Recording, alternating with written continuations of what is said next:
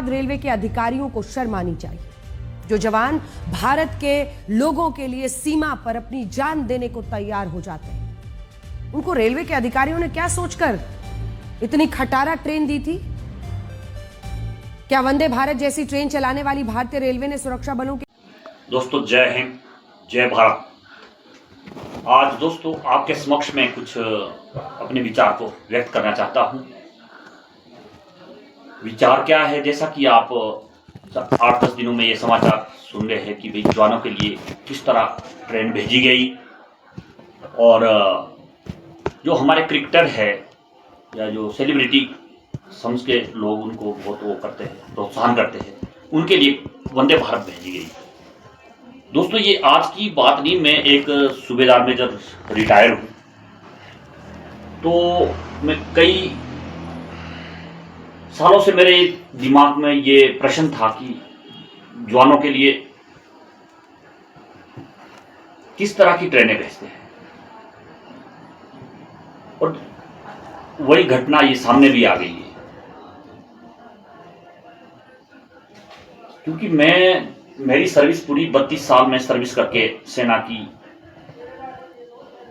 जब हम आते थे तो शायद मुझे रोना आता था कि जिस ट्रेन में हम शुरू में बड़ी मुश्किल से ऊपर किसी भी दुर्गम स्थान से जब आते थे तो बहुत ही घटिया कोच जवानों के लिए रखा जाता थे। उसमें लिखा जाता military only for military person, लेकिन उसमें और भी लोग बैठते थे, खासकर सिक्योरिटी का उसमें कोई साधन नहीं था। तो फिर भी चलो जैसे कैसे ये काफी साल हमने निकाल दिए। अब तो समय बहुत आगे निकल चुका है।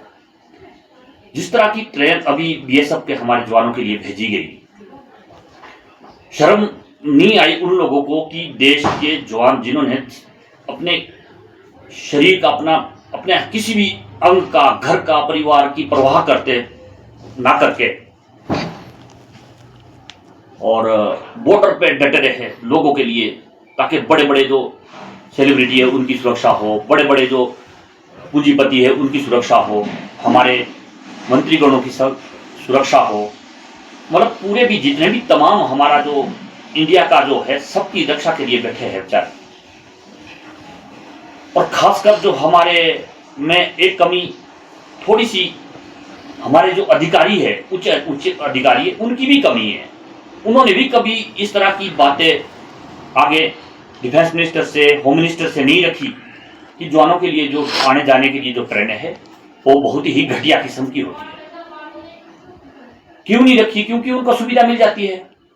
जवान बेचारे एक तो पहले से ही हमारे जवानों की कमी है, और फिर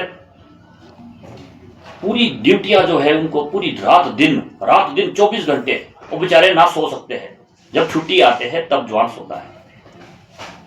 अगर इस तरह ट्रेनें भेजेंगे जिस तरह नीचे, तो सोना तो छोड़ो, सिक्योरिटी का भी कोई उनकी लेटरिन करने का, उनका जो बहुत ही बुरे हाल। मुझे खुशी है कि हमारे जो मीडिया है, आज तक है, एनडीटीवी इंडिया, इन्होंने थोड़ा सा इसके बारे में बोलना शुरू कर दिया है। हम इसलिए नहीं बोल सकते थे कि शायद ये सोचे भाई नहीं इनको ज्यादा सुविधा चाहिए। मैं एक सूबेदार मेजर रिटायर होके मुझे बड़ी गिल्टी फील होती थी जब हमें अपने जवानों को देखते थे कि भाई कैसे कैसे सोते हैं बेचारे, और कैसे कैसे उसमें रहते हैं, लेटिन में सोने के लिए मजबूर हो जाते थे। तो दोस्तों अब ये हिंदुस्तान हमारा वो भारत नहीं है जो था, अब ये बहुत आगे बढ़ चुका है। हमारे नरेंद्र मोदी जैसे अभी प्रधानमंत्री है, अब तो उनको बड़े जवानों के बारे में सोचना चाहिए। तो जय हिंद दोस्तों, जय भारत। ये बहुत ही अच्छी बात है जो इस तरह का, जो मीडिया वाले भी इस तरह जवानों के बारे में कुछ सोच रहे हैं। बहुत कुछ ऐसी समस्या है जो मैं आने वाले समय में बताऊंगा। रहना दुर्गम स्थानों में, जहां पे ऊपर हमारे जो बॉर्डर लगते हैं चाइना पाकिस्तान के साथ में, वहां पर जवानों के लिए रहने के लिए शायद आप एक दिन भी ना रुक सके कोई। अगर जवानों के साथ, सिर्फ मैं जवानों की बात कर रहा हूं, हमारे अधिकारियों की नहीं कर रहा हूं। उनके लिए काफ़ी सुविधा देते हैं, चाहे कुछ भी हो। इसीलिए तो बात नहीं उठी। और बात उठी अभी जब ये ट्रेन भेजी और मीडिया वाले आए, बेचारे लोग स्वागत के लिए आए कि भाई लड़ाई लड़के इतने महीने के बाद जवान वहाँ से लड़ाई लड़के आए हैं, रात दिन सोए नहीं है। खाना पीना तो जैसे कैसे होता है वो तो चलो चल पड़ता है, जैसे जीवन जीने के लिए कुछ ना कुछ खा लेते हैं। सुविधा बहुत दे रही है गवर्नमेंट की, ये पास सुविधा की कमी नहीं है, लेकिन जो हमारे आगे जो इसको लागू करने वाले लोग हैं वो बहुत ही घटिया सोच वाले हैं। तो इसलिए दोस्तों अब ये हिंदुस्तान के हर जवान, हर व्यक्ति जग चुका है।